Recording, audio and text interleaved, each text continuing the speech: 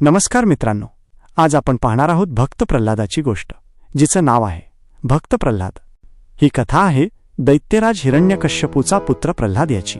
विष्णूचा द्वेष करणाऱ्या या राजाने सर्वांना आपली पूजा करण्याची आज्ञा दिली होती, पण लहानग्या प्रल्हादची परम श्रद्धा होती भगवान विष्णूवर आणि त्याने त्यांचे नामस्मरण करणे सोडले नाही। क्रोधित होऊन हिरण्यकश्यपूने प्रल्हादला विष देणे, पर्वतावरून फेकणे असे अनेक भयानक अत्याचार केले, पण प्रल्हादच्या अढळ भक्तीमुळे प्रत्येक वेळी त्याचे विष्णूंनी रक्षण केले।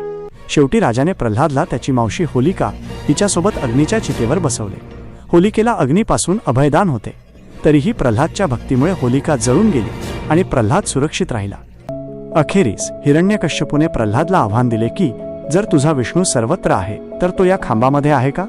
प्रल्हादने उत्तर दिले, होय, माझा देव सर्वव्यापी आहे। तत्काळ विष्णूंनी नृसिंह, अर्धा मनुष्य अर्धा सिंह अवतार घेऊन खांबातून प्रकट झाले आणि हिरण्यकश्यपूने ब्रह्मदेवाकडून मिळवलेल्या वरदानांचे उल्लंघन न करता त्याचा वध केला।